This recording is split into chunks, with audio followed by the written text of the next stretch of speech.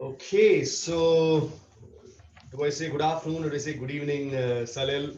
Welcome to this event, Leaders and Libraries, and thank you for accepting the invitation and joining the force. We have around 32 leaders from the space of HR, OD, L&D, coaching, business who have joined this event, uh, and you're one of them. Thank you for joining the force. Before Yeah, we get thanks for started, having me. Yeah, thank you for having me. absolutely.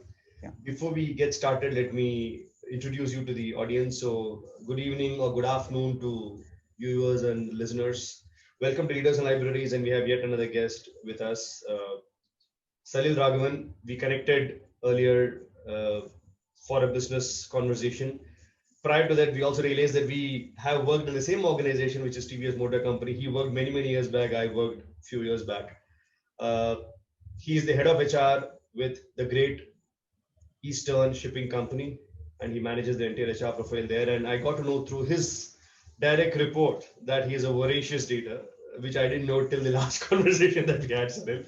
So it's lovely to have you. And the book that you have picked, honestly, is something that I had not read, and I read it after you told me. When I said I've not finished the book earlier, I had flipped through a couple of pages, but after you picked it, I said I need to go and pick it up and finish it. So right. Okay. it was a lovely book because this was gifted to me by somebody after a workshop that I delivered, and I was just lying and I didn't read it fully. I just flipped through a couple of pages, but it was a Okay. great book. Okay.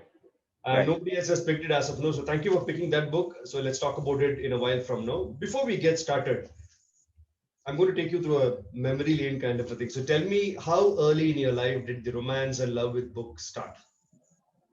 Yeah, I think, I mean, during the school days, I mean, especially during the vacation time, my mother was working as a teacher in the same Mm, school. mm, So during this vacation, I mean, he had access to the library, so he used to get a lot of books for the mm. vacation. So, I mean, you remember like in the 80s and I mean, late 70s and all that, Yeah.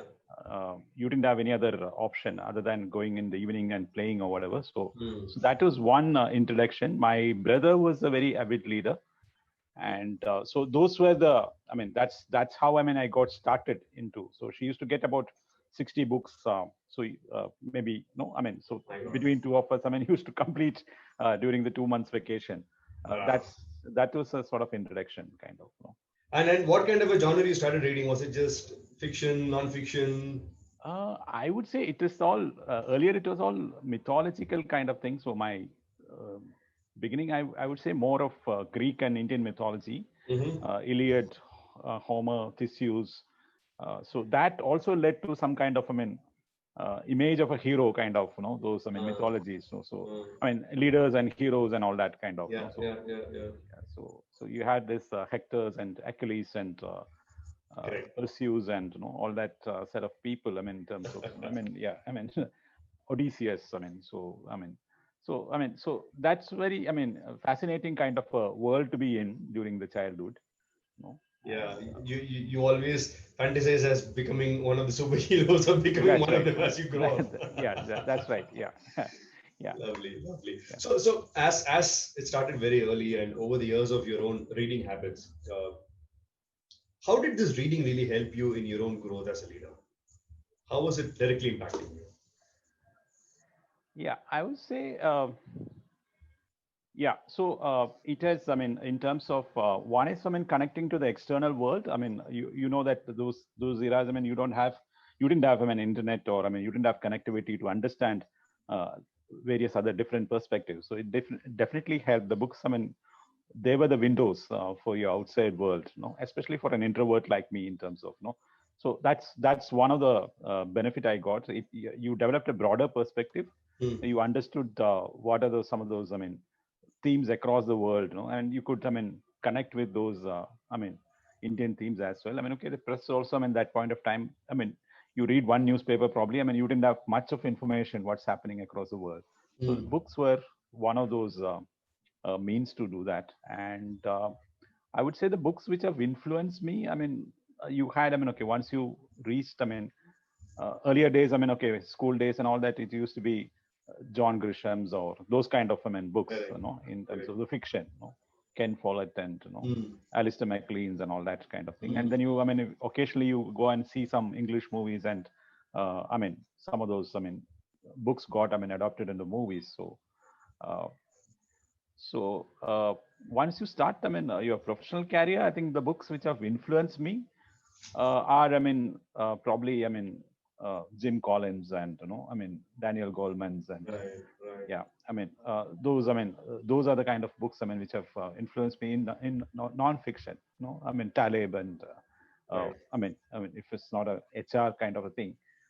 So those are some of those things which is, I mean, some kind of a creation of, okay, Mm, yeah, when I did my sort of, when I was passing out from Excellent, I mean, this thing we did a work study on Ricardo Semler, Semco. mm, So that was very different kind of an organization which he had created. This right. was early 90s. So that also sort of that Maverick book attracted me, and I circulated to many of those people. I mean, that is one of the HBR article earlier, and later I picked up the book. So that had some kind of that fascinated me in terms of I'm an experimenter by this thing by nature. So whatever ideas you get, you try and tinker. So for example, Grisham, I read the Runaway Jury. Mm, So in the factory where I was working in, we wanted to create some different process for handling disciplinary issues. okay. So can we look at a jury kind of a situation? I mean, you call people from across, irrespective of their designation, or they can be from the workman community, they can be from the managerial community. I mean, we didn't want to create that kind of a social distance there. Mm, This is talking about Marico. mm, So we experimented with jury when we had an absenteeism issue, mm, and we had a theft issue in the factory. We thought, rather than having a typical disciplinary inquiry, why don't we leave it to the community to, handle this issue? right. Uh, so that was, okay, that was, those we had, two such this thing. That was very fascinating kind of thing. So Yeah. whatever you read in the book, try and apply it kind of, uh, uh, and companies like Marico gave that kind of freedom for you to, Mm, implement those practices, mm, mm, mm, mm. Uh, This is interesting. I have heard stories of people trying things from management books, but I don't know if I've heard somebody talking about John Grisham yeah, fiction yeah, novel tried at yeah, workplace and saw success was very interesting. yeah. So actually, that history of that plant has come out as a book now. Right. My ex general manager, he has written a book on this. No, he has called it recently this year only. It has got released. Power to People, I think the book's name is. So he has mentioned briefly about this experiment, various community experiments which we Right. did.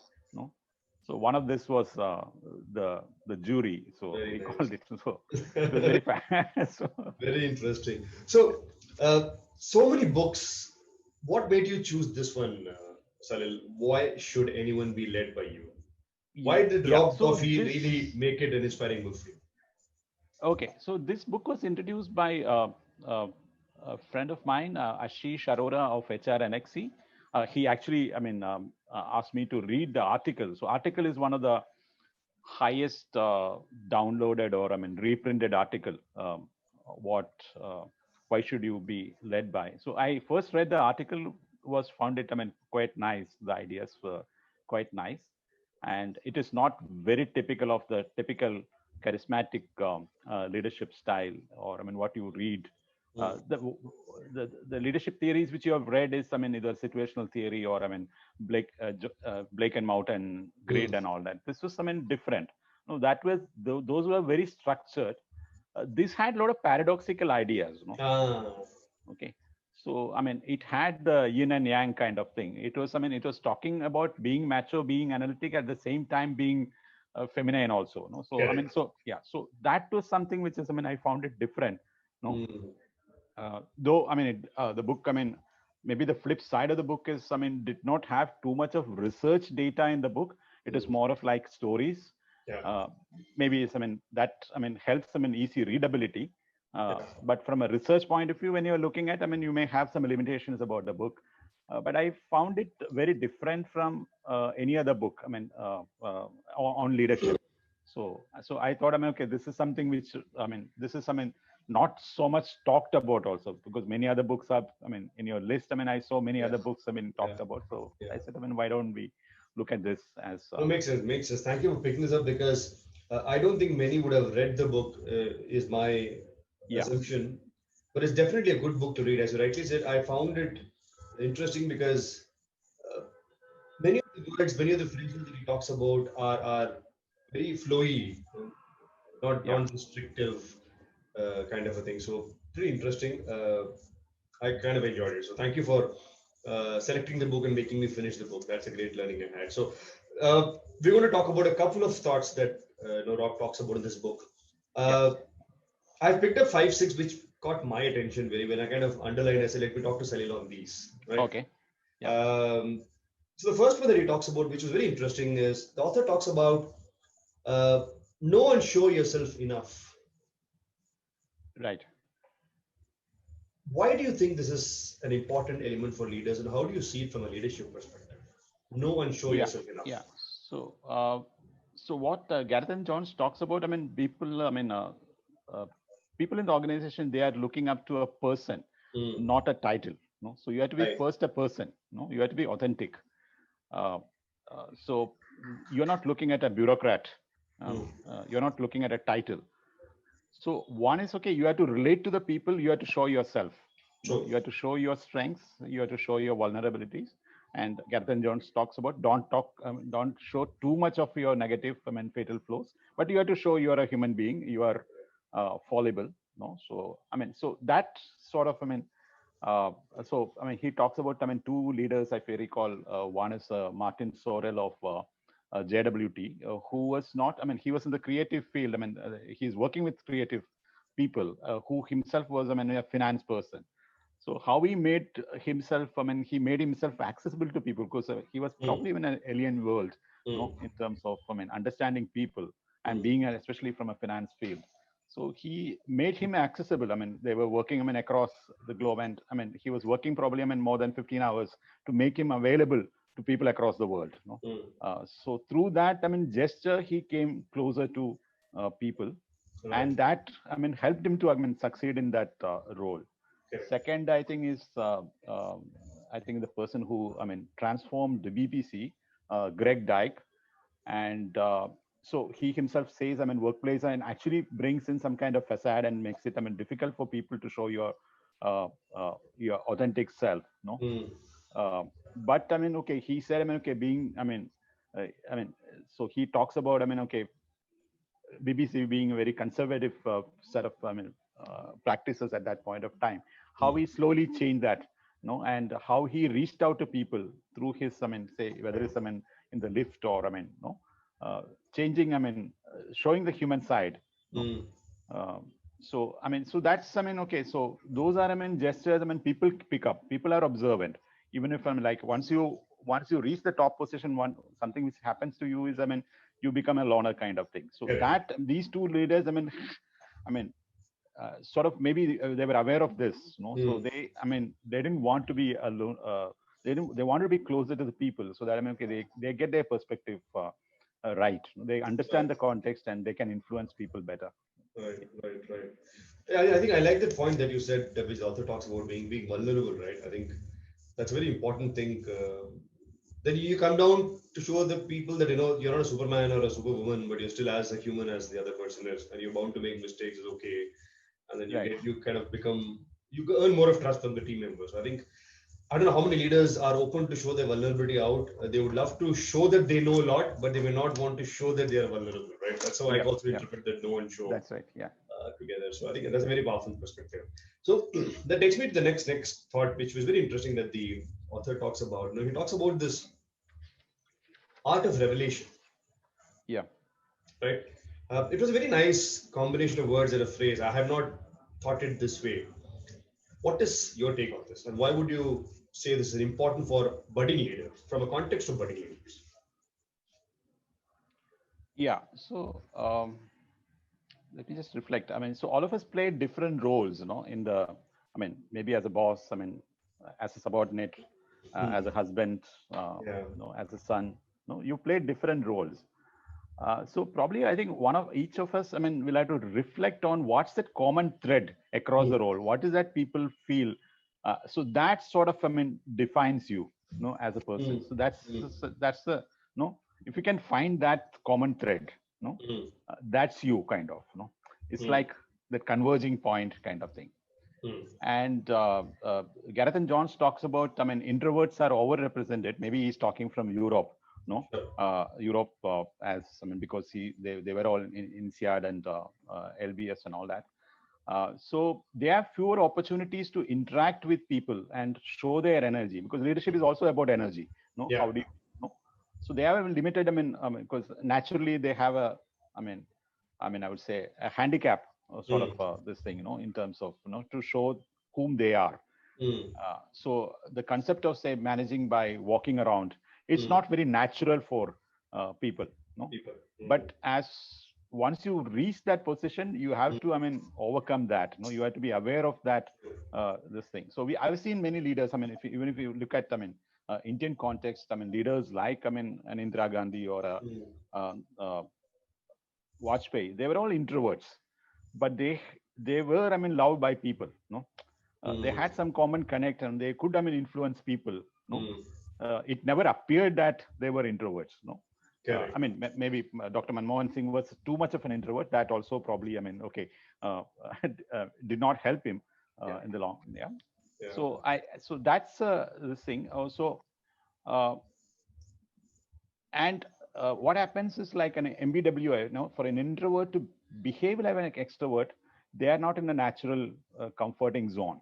Correct. When so it puts stress on them. Mm. It's not their natural self. So if you look at, I mean, this is like, I mean, this is not written in the book. I mean, my own take on this. So you have this Hogan assessment, which looks at your natural self and under stress behavior, your bright side and the dark side. Mm. So especially when you are under stress, you are vulnerable again. No, Yeah, you are. you're vulnerable. So I mean, you have to, I mean, build that skill of how much to reveal. No, Mm. I mean, what is that? I mean, you want to know. So I mean, if you again look at, I mean, other than, I mean, your commercial and I mean, CEO kind of roles, you have, I mean, a lot of, I mean, say functions like high pro functions, Correct. scientists and risk R&D people, and Mm. they have no opportunity to show their interpersonal skills. No, Mm. I mean, they are valued for their, I mean, what they bring to the table, which is, I mean, research and scientific science and all that kind of thing. So I mean, they also, so there's, I mean, so from a Johari window point of view, their arena is not open. It's They not. don't get too much of feedback. They are not open to feedback. Probably they don't open up so much. No, Correct.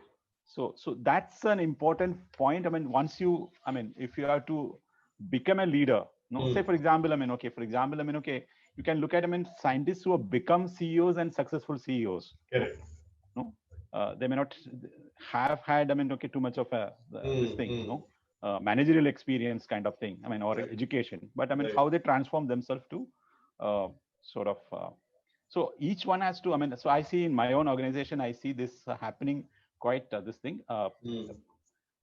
People become, they get into a comfort zone. Okay, and Mm. organization philosophy also doing that very paternalistic, benevolent, paternalistic kind of this thing. So you're protected. Mm. But after some time, you don't you don't contribute so much to the system, and Yeah. your learning also stops. Mm.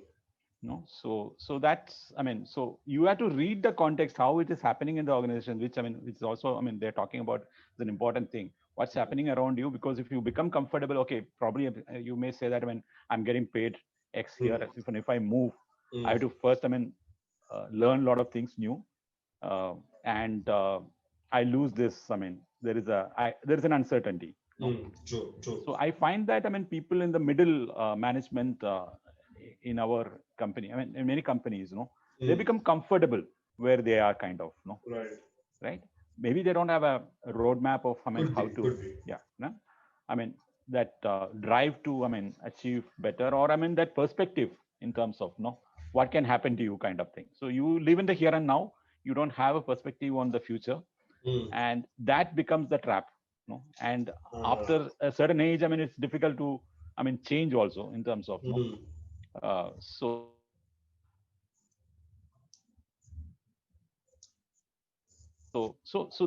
from an organization point of view, typically, I mean, what I've noticed is, I mean, again, people tend to not very open about when there are negative comments about you. When there are improvement areas shown, you don't work on that. No, Mm. you you become protected. I mean, how is this going to? I mean, no, it does not have. I mean, in our context, it does not have any impact on your pay or I mean, a bonus or whatever kind of thing. No?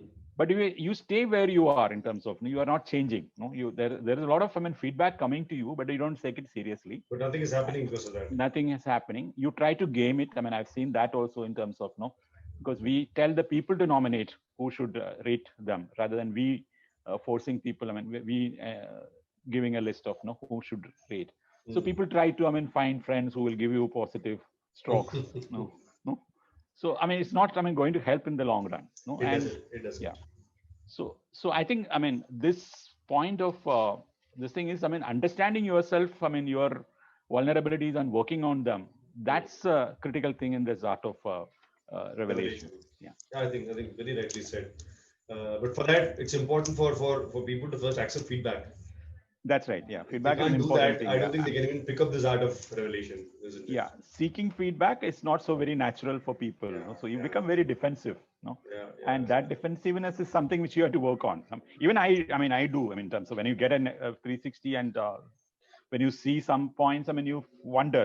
Yeah, you feel. I mean, Something you're must be my misunderstood. fault. You're Like somebody misunderstood. else's. Yeah, they are not understand. They don't understand me, kind of thing. Yeah, So, yeah, yeah. yeah. So but you have a responsibility of showing. I mean, if you are different, you have. It's I mean, your responsibility to show that you are different. True, So, true. Lovely, lovely. Makes sense. I think that's very, very important for people, especially leaders. And like you said, I have also seen many leaders who kind of do not know that right percentage of what to show and what not to show, right?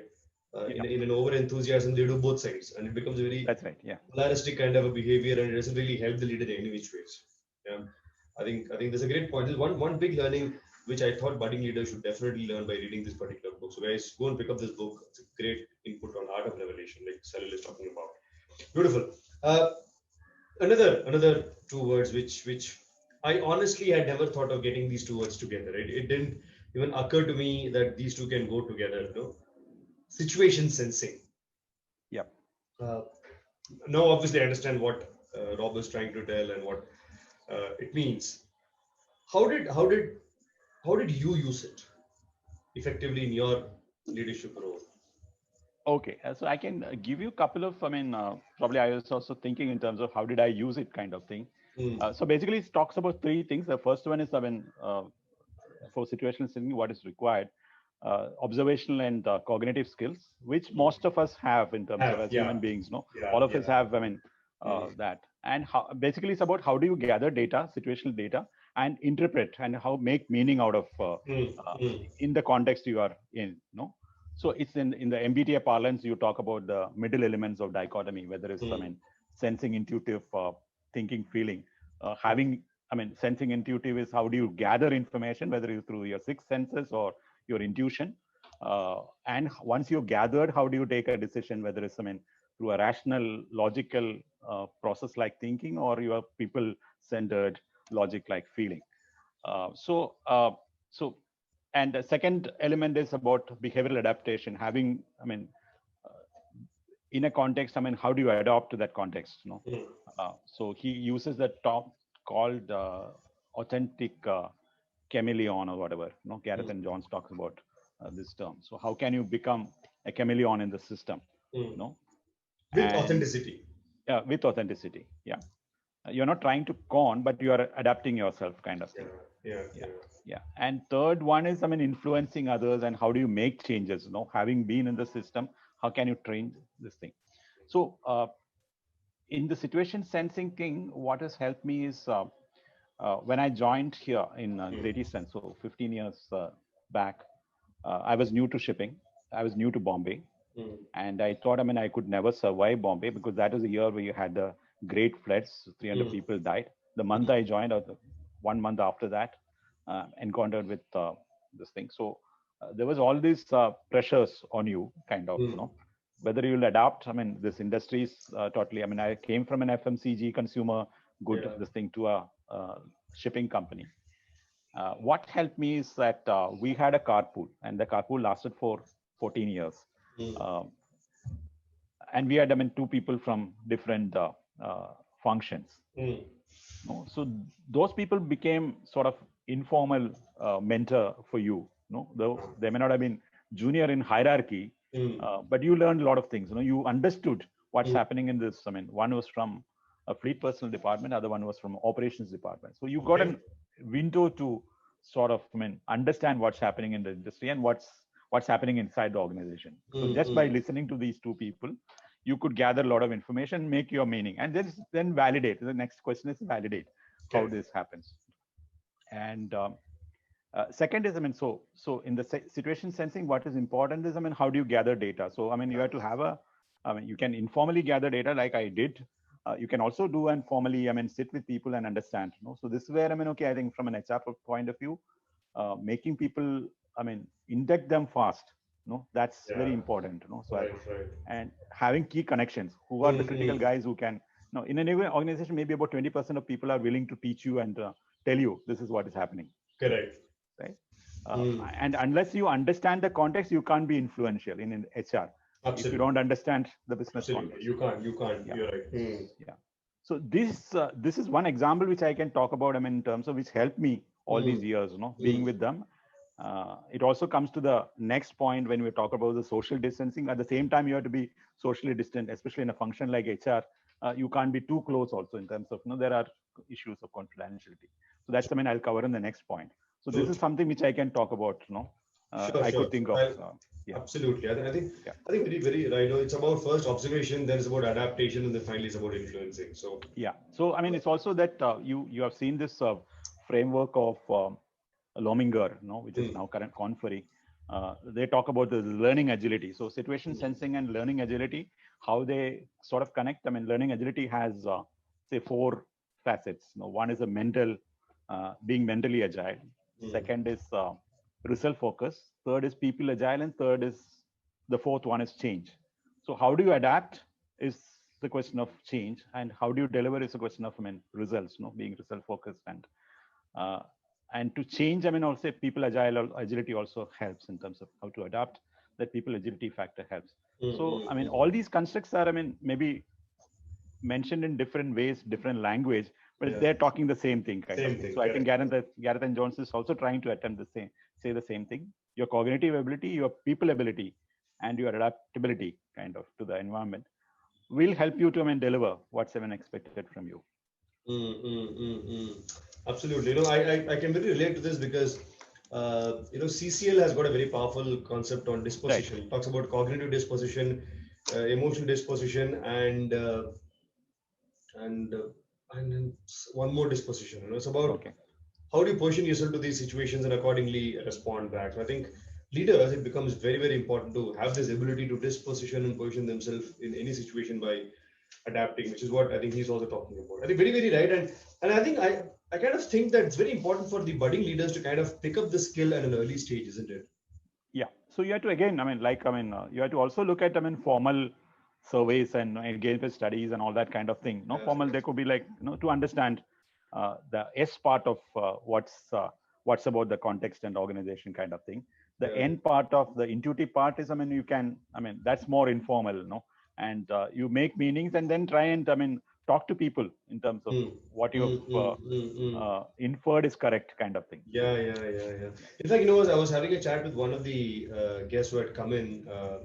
His name is Srikant Vijayakar. He's the Director Operations for Asia Pacific for COPC, one of the leading management. Right. He's somebody who works in the space of workforce management, process alignment, Six Sigma, quite a mathematician kind of a guy with number guy, and he's done his PhD in the space of decision making. He primarily works in the space of this skill of decision making because he says organizations or any community end of the day survive because of one thing called decisions taken by those people and leaders in those communities. Right. Decisions are not taken, then nothing is moving forward. He said, we decided as a community to move from a nomadic life into the rivers. We came to the basins. Then from there, we took a decision to move to villages, then towns and cities. So it was a very lovely concept. He talks about how decision making can be powerfully done. And he was giving the example of Steve Jobs and saying, the ability of Steve Jobs was to transcend the distance of thinking operationally plus also strategically by sensing the situation which is there in front of him. He said that's one reason why he becomes one of the greatest leaders ever on this planet, and nobody else can probably come close to what he said. That ability to just move up like an eagle and come down and sensing it. So when I read this book, I said, this makes tremendous sense. I can kind of fit it to Steve. Yeah. He could deliver what the consumer never never thought of, kind of Yeah, thing. yeah. No, that this can be given. Absolutely. From the world of we will deliver and design what customer wants, he said, no, I'll deliver, customer will want it. Yeah. This was a complete 360 change. Isn't it? Total paradigm shift. Yeah. Lovely. Superb. I think I'll do one thing. I'll go to the next next question, which is about the managing social distance, because that kind of gets connected to this. So tell me, why is the author talking about this important, and how do you link it to situational sensing that you just spoke about? So elaborate that for us. Okay. And today, social distancing has become a word. Right. Thanks to Corona. Yeah. That's right. Yeah, I was thinking about that only. Corona is given new meaning to that word. No. I know. Yeah. So while you have to be closer to people, because you have said, you have to show your vulnerable side, and you have to be closer to people. How close you can be, no? And especially in a leadership position, kind of thing. No? One of the examples which I think of is in an earlier company where I worked, my predecessor, no, he was very close to people, and he became too close in terms of, they had this Friday evening drinking sessions, no? And so that became a sort of, all the HR information used to get leaked out during that those sessions. After a couple of rounds. So what you're thinking, so that's very, okay, from an HR point of view, many people want to be very close to HR. Even this thing, no, because they want to know, okay, what's happening, no, especially during your increment, revision, performance pay kind of thing. So from an HR point of view, that's a very important, and then he became sort of, his authority got diluted because of, his closeness. No? So that's one, this thing. And in my own example, if I talk about, sometimes when you confide something to somebody, no? As an experiment, if you're thinking of something, maybe some organization restructuring, maybe something about some experiment you want to do, and next day everybody in the organization knows this is what you're trying to do. So that's a very tricky situation to be in, and you lose your face. So you have to be very careful. At the same time, okay, how do you? So you have to. So that's the paradox of that's the beauty of this book, in terms of, when you, in the art of, being close to people, how do you also keep a distance, so that. So the challenge is, Sanil, how does a leader find out what is the optimum distance? That's right. Yeah. Is it 3 steps closer to the employee? Is it 2 steps away from the employee? Is it 6 steps away from the employee? It is just difficult. The author has just said it. It's quite a challenge, right? Quite a challenge. You're right. Yeah. So okay. So I suppose sometimes it's commonsensical. You have to use your intuition, to understand. What can don't walk into a situation. You have to keep an open door. At the same time, you have to be. You have to use your senses. Judicial senses. In terms of you have to be judicious in terms of True. How much you can expose and what's So sometimes okay, when people come and you may have to tactically deal with that situation. You may have to ask for time. So even though okay, what's happening, and you should act as you don't know, and you may have to ask for time to keep that distance and then get back. That takes me to one very strong learning I had many years back, that diplomacy and tact becomes such an important competency or a skill for leaders, isn't it? Right. How much of we talk about leaders should be approachable, should be people-centric, democratic, everything is perfectly fine. On a disc, if you see, you should be more of an I. All that is fine, but diplomacy and tact becomes a very fundamental skill for leaders at the the so-called the level 4 or level 5, like Maxwell talks about in 5 levels of leadership. Once you reach that post-production stage where it is about people development and organization, I think this becomes a very fundamental skill, and I think it kind of gets connected to this social distance. Any which way, as we go up, you're a loner. So that's anyway happening. Yeah, So again, I mean, one role model I have is a person I talked about in Marico, who was my general manager of the factory. Uh, he was, I mean, okay, he had that knack of, I mean, knowing. Okay, he was very intuitive in terms of he could read your mind, what's your thinking, and it is very difficult working with him in terms of, he was, I mean, in terms of very आप कुछ demanding सोच रहे person. हो उनको पता चल जाता है. Yeah, very. I mean, like, so I mean, one look, he knows. Okay, this is what you're thinking, right? So, like, so, so, I mean, your personal development planning process sessions. I mean, there used to be, I mean, tough sessions. I mean, they used to last for 2 hours, and so, I mean, so he had the knack of, I mean, making you work. So I used to work. Because everything is a lot of planning. He was brought up in the TQM way and all that. He was in the Japanese this thing. So a lot of work used to happen. So they also talk about this tough love. I mean, kind of this thing in Gareth and Johns. No, so the tough love probably gives you the distance. No, by being close. No, so you are but at the same time there is a distance which is there. So he was sort of okay, very mentor, fatherly figure kind of thing. Not very paternalistic, but he knew how to Right. keep the distance, and so that's one person I could think of who displayed this character, being close to you at the same time. There was always an edge in terms of you always looked up to him, so that brought the distance kind of. If you can make people look up to you, there is a distance which is happening. There is a power distance which is happening. May not be a social distance. Absolutely. A power distance which happens. So people come for your insights, and so you also become closer kind of thing in that process.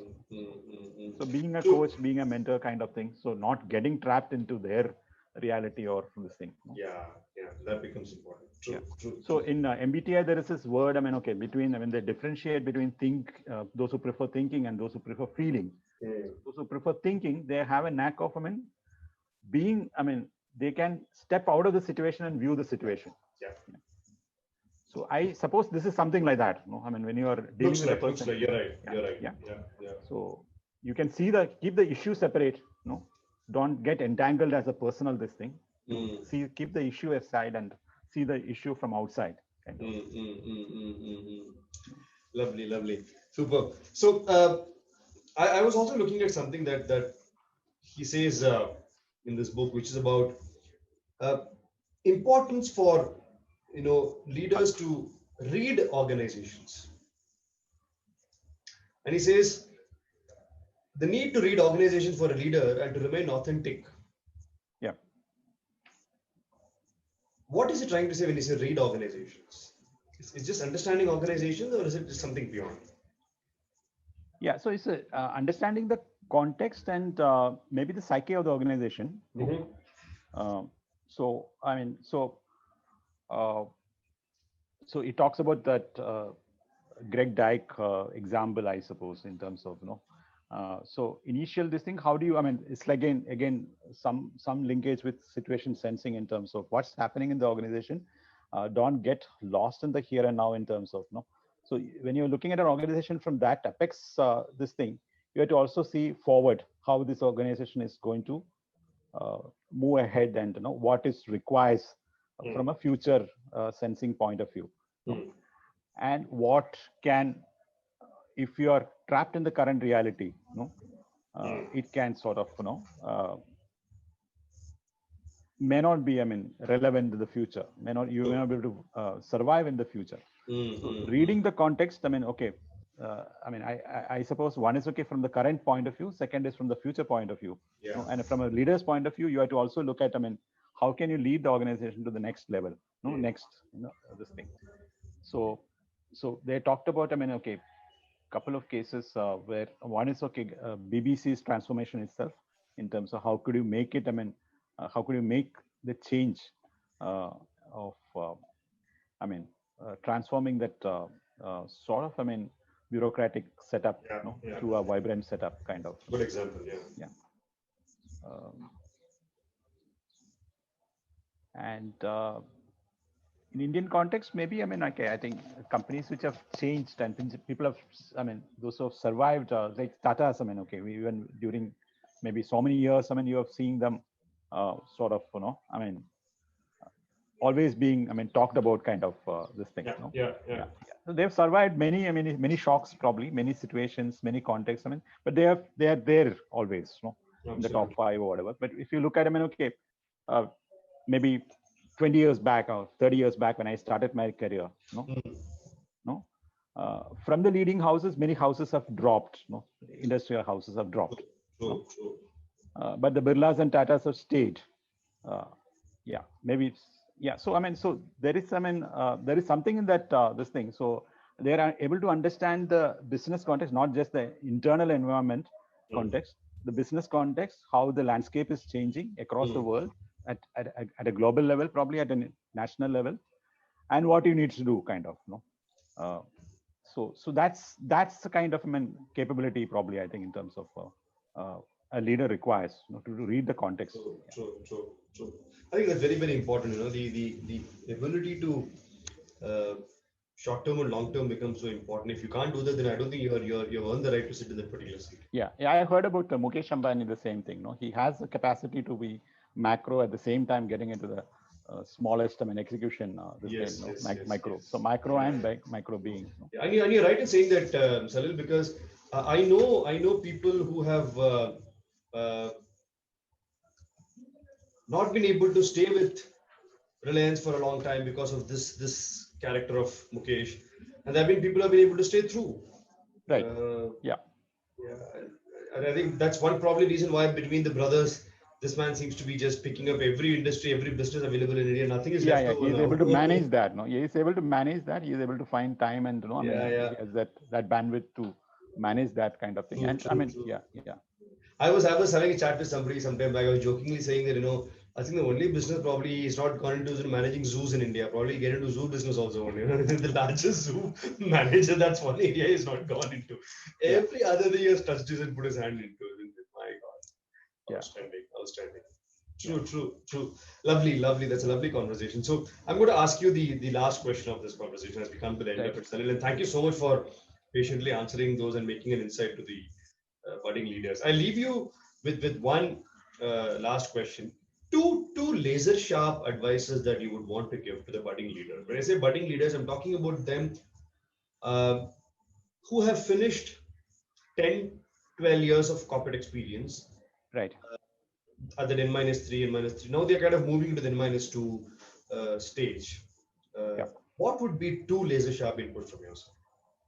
Okay. I will take it from the book itself. One is Dare to be Different. Mm, No. So leverage what is unique about you. No. mm, Uh, Sometimes you feel uh, you have to be part of the crowd. No. mm. Yeah. So that might, I mean, limit your strength. No. Sometimes, I mean, yeah. So differentiate your what is differentiating you from others. So Mm, that's where all these, I mean, inputs or like 360s and psychometrics can come in terms to understand who you are. No. So mm. if you, I mean, even the labs, you know, the process labs of ISSDs and, I mean, Biceps. ISABs and all that, you know, Sumedas and all that, that will help you to understand who are you, kind of, you know, that True. existential question, you know, and what are you seeking, what's your purpose. You know, if you can Mm, define your purpose early enough, you know, mm. uh, and create a sort of, I mean, mental roadmap on how to reach, Beautiful. and don't be scared to, I mean, experiment, you know, just, I mean, okay, try out new things, you know. Mm. There is risk involved, but I mean, there is always, if you don't do it also, there is a risk, you know, of I know. I know. so Better do better it. do it, you know. So I mean, so dare to be different and do the experiments and do the this thing. uh, and second is, I mean, become a sensor, you know. Read your context well, you know, read your organization well.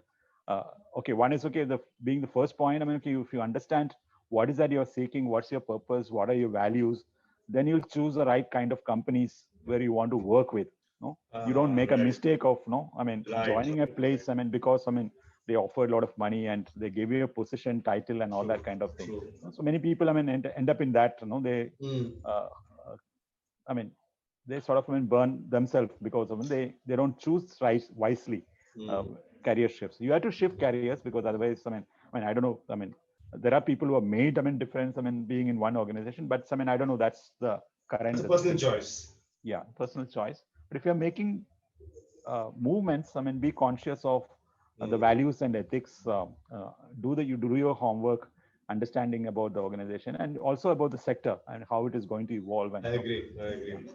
yeah, so becoming a sensor, how do you collect information, even small informal talks, and collect information and making meanings and validate them, with your friends and I know. I know. yeah. So sometimes everything might look very very good. Many times, I mean, okay, you only see the tip of the iceberg in organizations. So how do you, I mean, understand that? That's a sort of, I mean, this thing. So that's an advice, I mean, I have for people. Uh, and third one is, I mean, yeah, show your vulnerability. You don't have to be a Superman, like Nietzsche said, or Uberman, or I mean, okay, what happened to Stalin and what happened to, I mean, okay, those kind of Hitlers and this. You don't have to, you don't have to be a Superman. You have to be a vulnerable person, so that, I mean, okay, people, I mean, also help you in your vulnerability. So seek help when it's required. Go and ask for help. So these are some of the things which I would like to, I mean, True, tell true. people. I think very, very, very powerful. One is show your vulnerability. Second, dare to be different. And third, keep the sensor on. Yeah. In fact, that vulnerability of Superman makes a lot of sense, Salil, because one of the recent movies of Superman called The Return of Superman actually portrayed Superman as a vulnerable person who gets beaten left, right, center, as against the older one, which was, who's the actor? Reeves, who did the earlier Superman, where he was Man of Steel. Right. Sense, but this movie kind of projected, which I think 3-4 years back it came. It projected him as somebody who could be as vulnerable and get hit left, right, and center. Still, and the dark side of him also. It showed the dark side also. I think. So all of us have the dark side. So I mean, so I don't know whether you've come across this book. This is like Carl Jung's philosophy of. I mean, it's like this thing. Carl Jung wrote about the shadow. So meet the shadow. This thing. What's the book's name? So shadow is there are some workshops around shadows. That's very interesting work. So it's similar to Hogan. So it's like your Dr. Jekyll and Hyde kind of this thing. You have two sides of your personality, and you have to own up your shadow. I mean, don't hide the shadow. So otherwise, I mean, it becomes sort of uncontrollable. You have to own that side. So that's an interesting concept. Maybe we can talk about it. I mean, beautiful. Another occasion. Yeah. Very nice one. Let me do a little bit of reading about it. I've heard about it, but tell me this. Message me on WhatsApp the book, Salil. Yeah, sure. Let me pick it up. So thank you so much. Collection of articles. So I just, I mean, please send me details. Please send me details. Yeah. But thank you so much for coming on to this event and being part of this course. Lovely conversation. I hope you enjoyed the chat. Yeah. Very enjoyable. Yeah. And it also helped me to, I mean, refresh, what is written in the book. I mean, especially during the pandemic, you have a lot of time probably yourself. I do. Yeah. So how do you, I mean, gainfully utilize those time? So that way it was very helpful. So, and it's a very, very interesting concept. Very interesting. Thank you. Thank you so much. Welcome. Yeah. For coming on. It was lovely chat. When things open up, I look forward to see you in person. We have been talking over the system. So when are you likely to complete this process? So I've got a couple of more leaders coming. I've got 8 or 9 of them more. I think by this month end I finished the season 1. All right. Okay. Yeah. Which is around 30 leaders. 28 leaders coming in. Yeah, very nice. And I've posted all the recordings on LinkedIn. So I don't know if you want to my page and see, please do amazing insights. What I learned, Salil, is, there have been a couple of leaders who picked up a common book. So there were 3-4 of them talking about Start With Why, 3-4 of them talking about what got you here, won't get you there. Right. First book about emotional intelligence of Daniel Goleman. We had one person talking about the quiet leadership of David Rock, and I've got another person going to come and talk about quiet leadership. What was interesting is the perspective from every leader about a concept that the author has written is there is a pattern with some kind of a personal context and difference to it. So I kind of, as a recipient who's moderating this event, my learning is phenomenal. Right. True. Yeah. I mean, I thought, oh wow, I couldn't think this way. I couldn't think that way. Yeah, super. Yeah. There is another book which I would recommend for you to read. Sure. This is the one which I wanted to talk about. Unfortunately, I could not find the book here. This is a book called Leaders Make the Future. This is written by a person called Bob Johansson.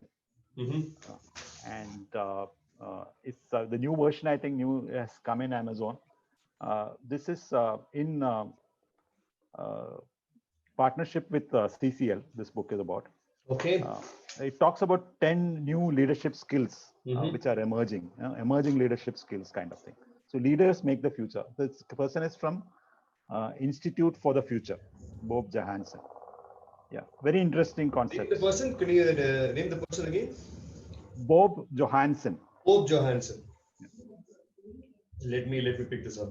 Yeah, very small book. It's about 150, 200 pages, no, but very nicely written. Sure. Thank you for that. Thank you. Have a lovely evening. I look forward to see you sometime. Yeah. Thank you. Bye. Thank you, Rajiv.